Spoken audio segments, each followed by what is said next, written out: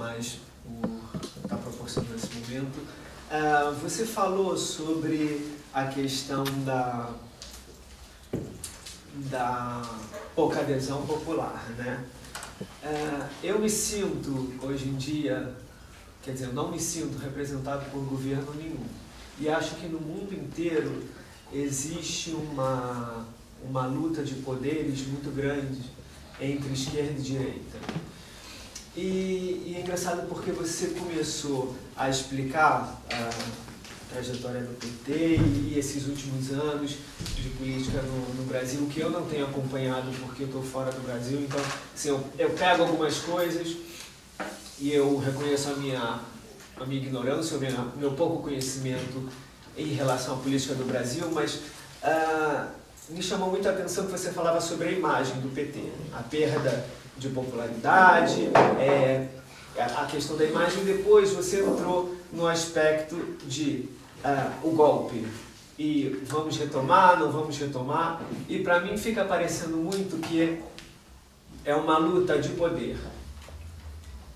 Que o PT, a grande preocupação é: vamos retomar a presidência, vamos contra essa gente que hoje instaurou o golpe, mas e nós? E a população? E as nossas necessidades? Então, nesse sentido, você admitiu que houve falhas ao longo do governo do PT, mas o PT realmente está preocupado em fazer uma autocrítica nesse momento que eu acho que é tão crucial para o partido, em realmente mudar as suas diretrizes, buscar de novo a sua identidade, e isso visando um governo que é para o povo, ou é a questão de retomar a presidência por um aspecto de poder mesmo? Ok, fechado. Agora terminou? Ok. Não, vou tentar ser telegráfico. É assim, olha, dimensão internacional. Evidente que tem, tanto no sentido de que houve apoio internacional em algumas áreas para o golpe, inclusive no fornecimento de informações para o Moro, promotor da Operação Lava Jato, e tem também uma dimensão internacional dos efeitos, porque uma vez que a Argentina tem um governo de direita, o Brasil tem um governo golpista de direita e a Venezuela está sendo empurrada por uma situação desse tipo, quebra-se o eixo que sustenta a integração autônoma da América do Sul. E é óbvio que isso interessa especialmente aos Estados Unidos e a seus aliados. E se quebra também um apoio que havia aos BRICS naquela região. Então tem uma dimensão internacional tanto no golpe quanto nos efeitos dele. A posição da extrema esquerda no Brasil, como o Flávio disse, é simétrica à posição dos setores ultramoderados chapa-brancas. Os chapa-brancas diziam: a direita não vai nos tirar porque nós temos uma aliança com a direita e com um grande empresariado. A ultra-esquerda dizia: a direita não vai tirar o governo porque ele tem aliança com o empresariado e com a direita. Os dois erraram.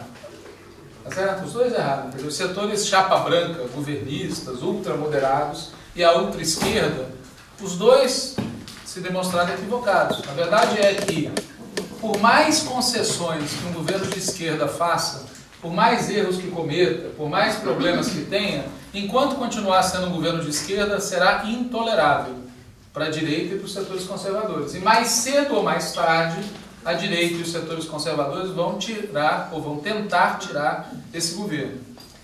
Em relação à reconstrução da esquerda, veja, aí é assunto para mais do que uma conversa aqui, certo? Veja, nunca houve uma única esquerda no Brasil, nunca vai haver. Sempre haverá interpretações diferentes sobre o que aconteceu e haverá opiniões diferentes sobre o que vai acontecer ou o que deve acontecer. Então, na verdade, o que eu posso dizer é que vai haver agora, está ocorrendo agora, um intenso debate em todo o Brasil e fora dele, acerca do que foi feito, acerca de como reagir e acerca do que fazer no futuro. E sobre isso haverá diferentes opiniões. como ocorreu depois do golpe de 64, certo? Em que a esquerda hegemônica na época sofreu questionamentos e se reorganizou de outra maneira. Eu não sei o que vai acontecer. Eu só tenho certeza, e aí eu falo, como eu expliquei no início, como militante do PT. Eu não posso falar como aquilo que eu não sou, certo? Eu, como militante do PT, vou lutar para que o PT continue existindo e acho que é bom para o conjunto da esquerda brasileira que o PT continue existindo. Eu tive há alguns anos atrás na Itália um amigo nosso que era de uma organização de ultra-esquerda na Itália e que confessou para mim que bom a época em que havia o Partido Comunista Italiano poderoso, forte e reformista, porque aí a gente podia ter uma ultra-esquerda. Agora, na hora que o Partido Comunista Italiano acabou, na verdade, tudo. Então, para o conjunto da esquerda brasileira, mesmo para aquela que não é petista, a existência de um forte partido de esquerda de massas é bom, ajuda, tá certo? Contribui, né?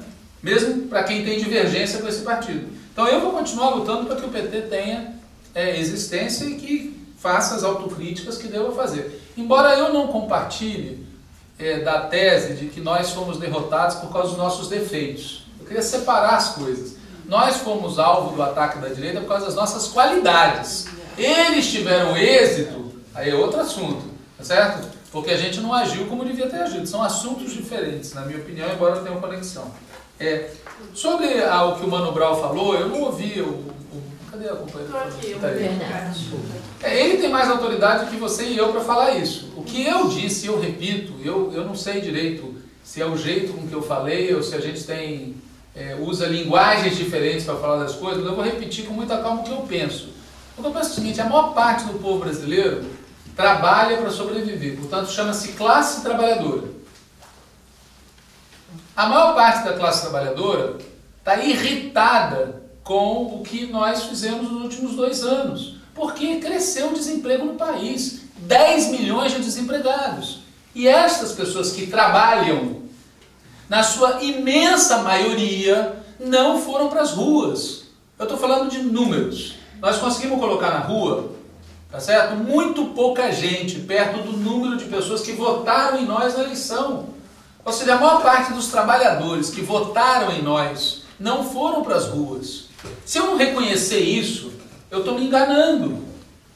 E o jeito com que a classe trabalhadora age são vários. Mas o jeito que a burguesia teme é paralisação.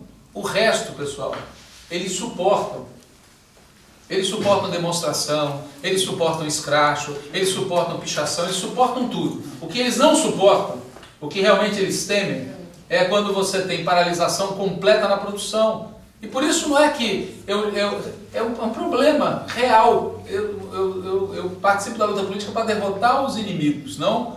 Tá certo? O problema real é, para derrotar essa gente, é preciso que as pessoas que estão no processo de produção estejam do nosso lado, não só como eleitores, mas como mobilizados.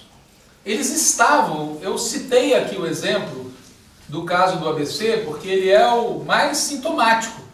Mas não foi só no ABC, foi no país inteiro. No país inteiro. No Nordeste, onde a gente teve a maioria dos votos, ao Sul, onde a gente teve minoria, no país inteiro, os sindicatos organizados, combativos, etc., foram para a porta de fábrica tentar parar as categorias e não conseguiram. Não conseguiram. E se a gente não partir desse, não colocar isso na conta, tá certo? Nós vamos nos enganar. É só esse o problema. Então, em relação à misoginia, veja, eu não tenho dúvida nenhuma, eu acho que até falei isso, que tem um componente de misoginia imenso no ataque contra a Dilma. Então, da parte da direita, eu não tenho dúvida nenhuma sobre isso. É óbvio. Agora, atenção. Quando o governo Dilma começou em 2011, não era assim. Em 2011, leiam os jornais da época. O discurso é, finalmente temos uma presidenta que sabe falar português direito. Não é mais aquele ignorante. Era esse o discurso da direita. A direita é misógina, mas usa a misoginia quando interessa. São duas coisas diferentes. Quando em 2011 a Dilma tomou posse, a operação que foi feita era colocar uma cunha entre o Lula e a Dilma. E essa cunha é mais profunda, porque a cunha, no fundo, que eles querem colocar é a cunha entre a classe trabalhadora e a luta pelos interesses econômicos e sociais e a luta democrática pelo direito das mulheres, a luta contra o racismo, a luta contra a homofobia. Nós não podemos permitir essa cunha. A nós não interessa essa cunha, essa separação. Ou a gente ganha junto a batalha pelos direitos econômicos e sociais e pelos direitos democráticos das mulheres, dos negros, dos homossexuais, ou nós vamos perder juntos. A direita é muito hábil nisso, porque ela... Em 2011 eles fizeram essa operação e quando chegou em 2012, e eu me lembro exatamente da data, que foi quando a Dilma fez um discurso na televisão falando de reduzir a tarifa da energia elétrica e acusou a oposição de estar em campanha para destruir o país, aí acabou o papo. Aí a Dilma é uma bandida e começou toda aquela carga de preconceito de classe foi agravado pela misoginia. Tá certo? Então, do ponto de vista da direita, eu não tenho dúvida nenhuma sobre isso eu falei. Sobre o ponto de vista da esquerda, eu também não tenho, eu não falei isso, mas não tenho dúvida nenhuma. Eu não tenho absolutamente nenhuma dúvida de que uma parcela, tá certo, da esquerda brasileira, quando fala... Vou pegar um exemplo concreto. Eu fui contra... Dar um passo atrás para deixar claro o que eu penso aqui. Eu defendi a Dilma como candidata em 2010, não me arrependo. Eu defendi de novo em 2014, não me arrependo. Nunca fui favorável a substituir a Dilma pelo Lula em 2014, ok? Vou limpar a barra aqui. Então não tem problema nenhum com isso. Eu ouvi as pessoas falando, estão falando de outra pessoa. Então 2010 e 2014, não tenho dúvida nenhuma que a Dilma devia ser candidata, era isso mesmo. Agora, em 2016, se especulou sobre a ida do Lula para o governo. Eu fui contra, achava um erro. Eu preferia o Lula mobilizando a sociedade do que o Lula ministro. Inclusive falei isso para ele. Queria ficar na mão do Supremo Tribunal Federal, mas não deu outra. Não deu outra. E eu não tenho dúvida nenhuma que muita gente naquele momento defendeu a ida do Lula para o governo, que ele como ministro ia salvar o governo, por misoginia, por preconceito, por achar que a Dilma... Isso eu não tenho dúvida nenhuma. No PT e na esquerda em geral, está cheio disso. Está cheio disso, está cheio de machismo. Agora, eu não vou transformar isso na questão central quando analiso a esquerda. Por quê? Porque não foi esse o problema de diálogo fundamental, não foi esse o problema principal do governo. Ou seja, do mesmo jeito que eu recuso a tese de que o nosso problema principal foi a Dilma não dialogou, eu também não vou aceitar a tese de que o problema principal foi que alguém não dialogou com a Dilma. O problema é muito maior que esse. Está fora disso. O problema é ter um imenso enfrentamento de classe no país que não seria resolvido por diálogo nenhum. Ia ser resolvido por força dos lados. E o grande erro da companheira, presidenta Dilma, que também foi do presidente Lula, foi ter, no início do ano de 2015, adotado uma política econômica que prejudicou o nosso apoio na classe trabalhadora. Porque, vamos falar o português completo. A indicação do Joaquim Levy como ministro da Fazenda foi compartilhada pela maioria do PT, pelo Lula e pela Dilma. Então, quando eu falo que a presidenta cometeu um erro, não estou dizendo que uma mulher cometeu um erro. É um quadro político, como outros quadros políticos, escolheu uma política errada. Eu sinto muito. E ali, para também falar muito claro para quem disse aqui que faltou diálogo, a recíproca é verdadeira. Porque a verdade é que a nossa situação no Brasil, em termos de diálogo, governo, movimentos sociais e partidos, piorou muito nos últimos anos. Piorou muito. A gente perdeu muito entrosamento. Eu concordo com quem falou aqui que, do ponto de vista da luta das mulheres, é um desastre o que aconteceu. Mas é um desastre imenso. Porque é óbvio que, para nós, é uma dupla derrota.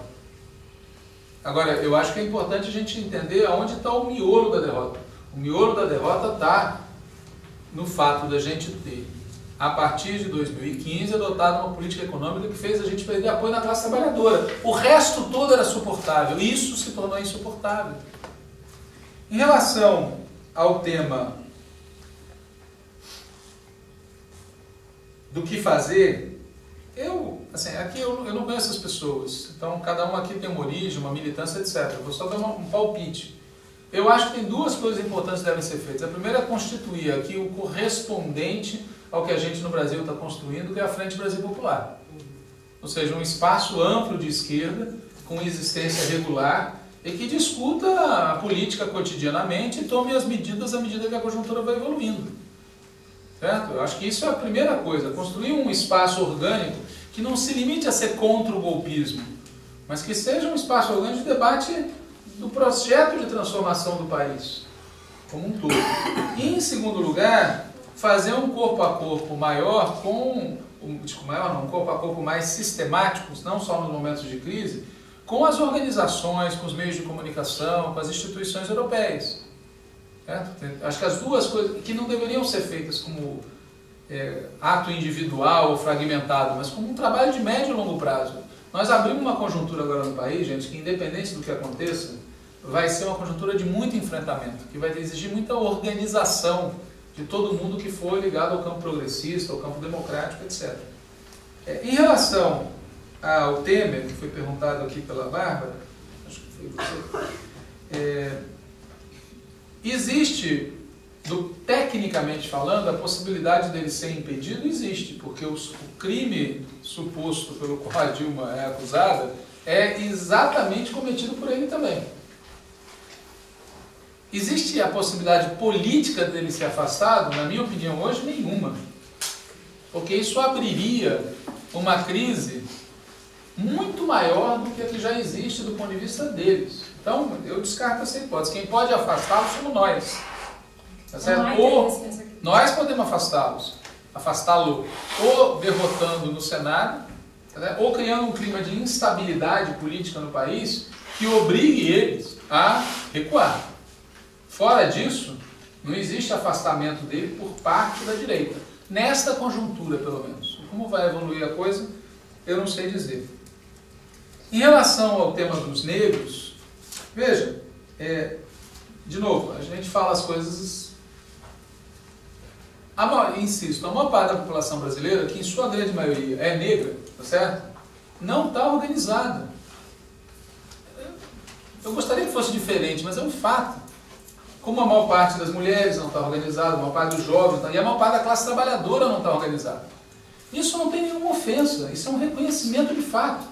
E não é culpa dessa maioria que não está organizada, é culpa das organizações de esquerda, populares, democráticas, e do governo, que deveriam ter feito um trabalho de organização.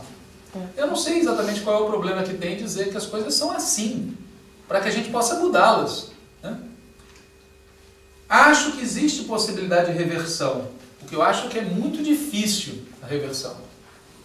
E eu sou adepto da tese, há muitos anos, de que a gente não mobiliza as pessoas mentindo para elas. Ou seja, dizem, é fácil, pessoal, vamos lá. Né?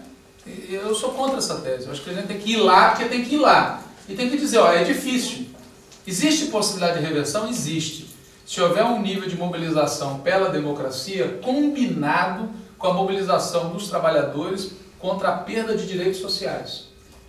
Se a gente fizer só mobilização pela democracia, nós não vamos ter êxito. Ou seja, se essa massa de trabalhadores que não se mobilizou agora, gente que foi beneficiado pelas políticas dos nossos governos, mas não se mobilizou porque foi prejudicado nesses anos e porque tem um nível baixo de consciência. Se essas pessoas não se mobilizarem, a gente não altera a correlação de forças. E para essas pessoas se mobilizarem, elas não vão sair nas ruas em torno do tema da democracia. Elas vão sair nas ruas em torno do tema da defesa dos direitos que estão sendo perdidos pela ação do governo golpista. Nós temos que combinar as duas coisas. Se a gente conseguir combinar as duas coisas, podemos ter novidades nos próximos meses. É fácil fazer isso? Não, não é fácil. Por quê? Porque o lado de lá sabe disso. Por que eles estão acentuando a repressão contra a esquerda, contra as organizações de jovens, de mulheres, de negros, de indígenas, de camponeses, contra os partidos de esquerda, para impedir que a gente faça essa vinculação? Ou seja, eles sabem que eles vão tornar a vida do povo mais difícil. Eles sabem que uma parcela do povo que ficou assistindo sem fazer nada o golpe pode se colocar na rua. Mas eles sabem que quem pode dirigir somos nós. O que eles vão fazer? Vir para cima de nós. Essa é a operação da direita agora. Por isso que a repressão está aumentando no país. O objetivo da repressão é impedir que o descontentamento popular que vai crescer tenha alguém que o dirija. Bom, sabendo disso, a gente tem que correr atrás rápido, né? Em relação aos erros do PT, assim, eu vou falar aqui o que eu falei no debate com o Link. Eu faço parte do setor minoritário do partido. Então eu teria maior tranquilidade para chegar aqui e ficar falando dos erros do PT. Agora, eu acho que o PT tem uma obrigação com a sociedade brasileira que é de fazer uma análise crítica e autocrítica do que ocorreu nesse período. Porém, eu não aceito a linha de culpar a vítima pelo crime, entendeu? Eu não aceito essa postura. Ou seja, daqui a pouco a postura vai ser, não, a culpa do golpe é do PT, como eu já ouço, isso eu não aceito. Ou seja, eu acho que o PT tem que cometer milhares de erros, tem que fazer sua crítica, autocrítica, mas não aceito entrar na linha de culpar, tá certo? A vítima pela agressão que ela sofreu. O PT nesse processo, tá certo? Ele é golpeado, em especial porque, apesar de todos os erros, nós fizemos durante anos um governo que melhorou a vida do povo. E isso é inaceitável para a direita, esse é o problema. Então, fora isso, eu acho que tem que fazer muita crítica e autocrítica. Enfim, aí cada um vai ter a sua. Não vou ficar aqui entrando nesse... em relação ao conceito, né, que foi falado da classe trabalhadora, acho que eu já respondi. A gente pode ampliar o conceito quanto quiser. Mas o fato é que a maioria do povo brasileiro que é trabalhador não se engajou. Esse é o dado. Em relação à atitude do PT sobre 2013, você tem toda a razão. Dentro do PT, quando ocorreram as mobilizações de 2013, houve posições antagônicas. Houve gente que disse... Não falaram com essa linguagem porque isso não era ainda usual na época, mas disseram no conteúdo, é manifestação dos coxinhas. E teve gente na outra ponta que disse que é insurreição popular. Na verdade não era nenhuma coisa nem outra, certo? Eram várias coisas ao mesmo tempo. 2013, as manifestações de 2013 permitem várias avaliações. A partir de um determinado momento, a direita tomou conta das manifestações. Quando ela percebeu que ela poderia manipular uma parcela de quem foi às ruas contra a direita. E logo ali à frente as manifestações refluíram. Qual foi o erro que nós cometemos na época, na minha opinião? Nós facilitamos essa operação da direita. Isso na época era da direção do partido. E ali tem nome e sobrenome as coisas. Porque a história teria sido outra se, por exemplo, no terceiro dia de manifestação, o nosso governo municipal de São Paulo cancelasse os aumentos de passagem e deixasse o Alckmin contra a parede.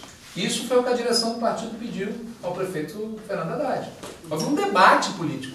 O companheiro Fernando Haddad nos disse, através do seu chefe de gabinete, várias reuniões, que ele não podia fazer isso, porque ele havia assumido um compromisso com o povo nas urnas e que ele não aceitava que as ruas o obrigassem a fazer outra coisa.